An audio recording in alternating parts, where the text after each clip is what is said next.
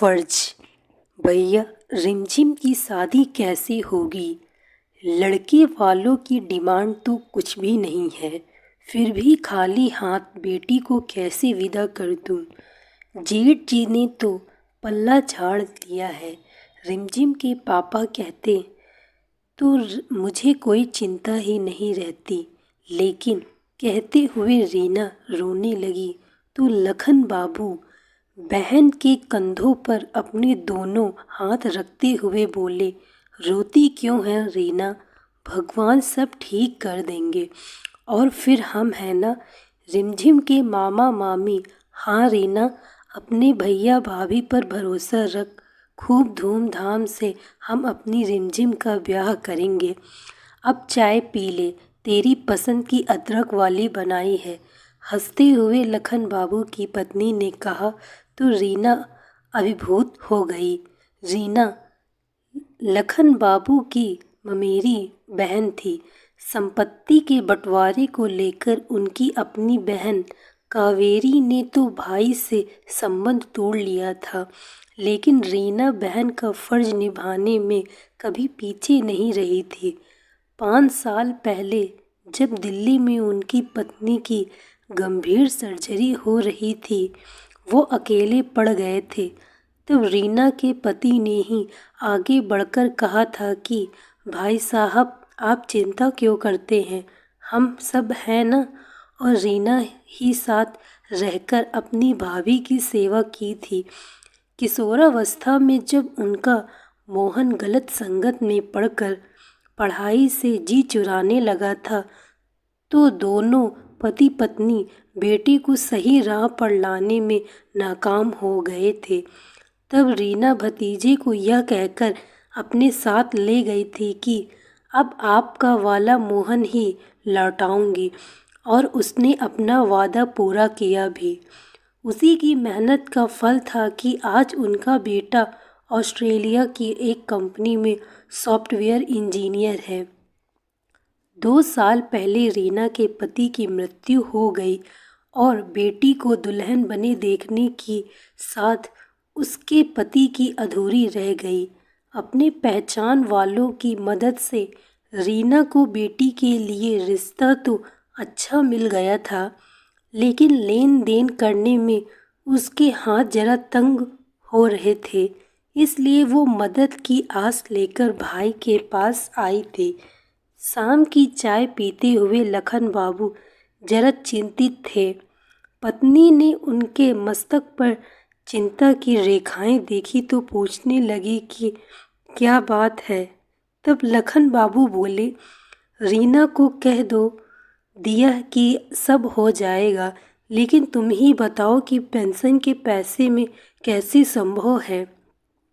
कपड़े लत्ते हो भी जाएं तो जेवर की व्यवस्था तो मुश्किल कैसी जी? रिमझिम हमारी भी तो बच्ची है, मेरी उम्र तो बीत गई, जेवर पहनने से रही, वही रीना को दे दूंगी बदल कर। क्या बात है माँ, ये जेवर की क्या चर्चा हो रही है? पास के कमरे में बैठा मोहन ने सुना तो अपनी माँ से पूछा, कुछ नहीं, रिमझिम की शादी है ना? तो हाँ, पर उसमें तो अभी 1 महीना है।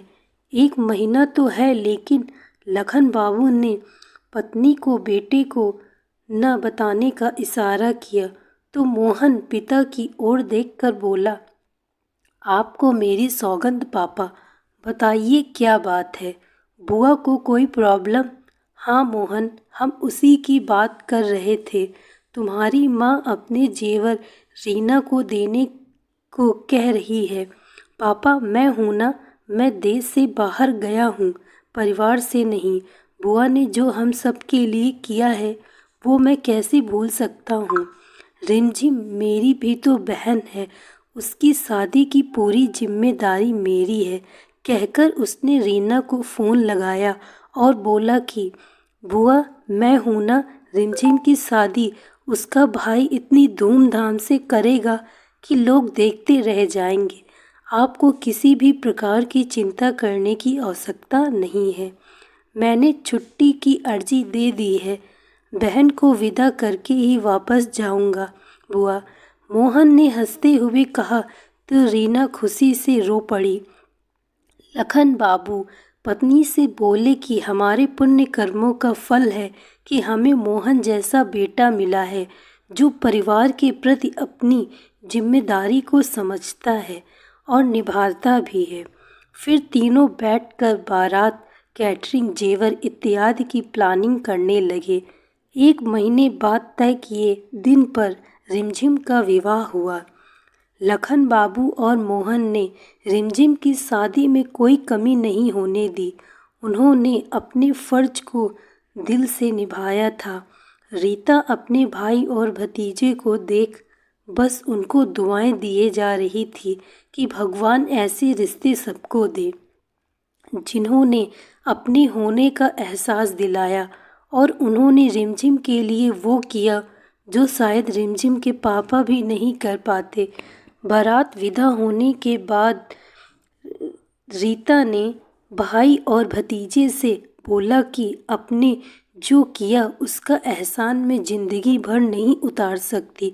तो लखन बाबू और मोहन बोले, हमने कोई एहसान नहीं किया, हमने जो किया अपनी बहन के लिए किया और आगे भी करते रहेंगे।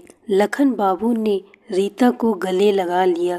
दोस्तों, मैं आशा करती हूँ आपको यह कहानी अच्छी लगी होगी। यदि कहानी अच्छी लगी हो तो वीडियो को लाइक अवश्य करें। Thank you so much watching this video. Like, share and subscribe.